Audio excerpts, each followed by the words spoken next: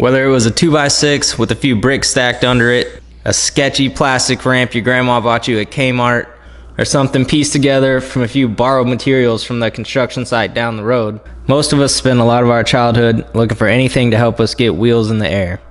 Unfortunately, we've been getting a lot of rain, so all the local trails are muddy and unrideable, so I decided to get a little nostalgic, throw together a little kicker ramp, see what I can do around the house with it. Luckily, I had a piece of plywood, a few 2x4s, and a box of screws laying around, which will be perfect to throw together this little kicker ramp. The first thing I'm going to do is draw out our transition for the ramp. For this, I'm going to use an 8-foot 2x4 and a pencil. You'll just hold the pencil at the end of the 2x4, let it swing around, and you'll draw out a nice, smooth transition, which we'll use as a guide to cut out the sides of our ramp. I like to use our guideline we just created to cut out the first piece, then just flip that over and use it as a template to cut out the second piece.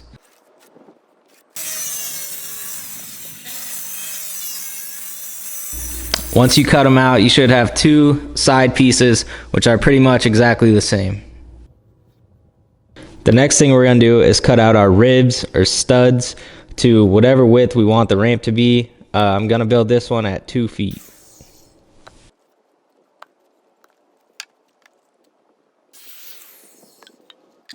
Then we'll start screwing together our ribs and our side pieces that we just made. I usually start with the very bottom and the very top rib. For a ramp like this, I'll usually turn the bottom rib sideways so you can get it as low on the ramp as possible. Then we're going to measure out and mark where we want the ribs to go in between the bottom and top rib. For this ramp, I'm doing them at 12 inches apart since I'm using a thick 1/2 inch piece of plywood.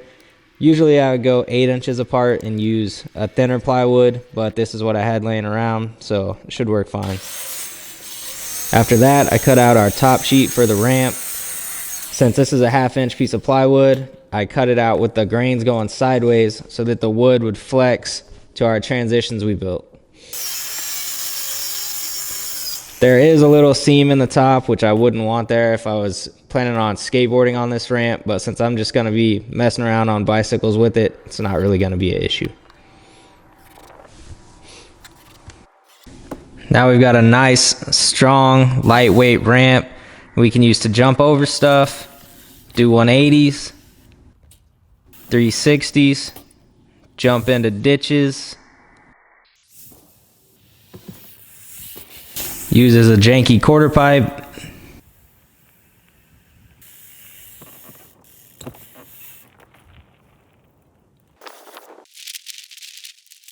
jump into a sketchy wall ride. You can even go really slow off of it and try to learn something new and scary. And with that, I'm going to leave you with some clips of me looking like an idiot trying to learn bar spins.